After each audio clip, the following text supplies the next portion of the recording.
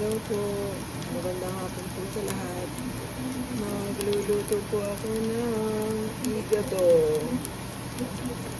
Nilagay ko na po yung sibuyas, bawang. Sinunod ko na po yung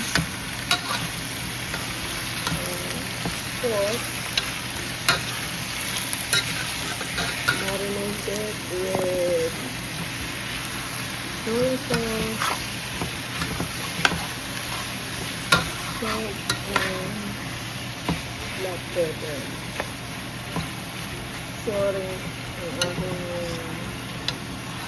pagod ay ikot. Parang very smell ng ikot.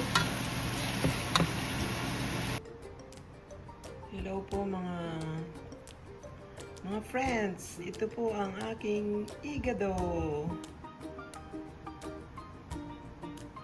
Para may pambaon bukas sa work.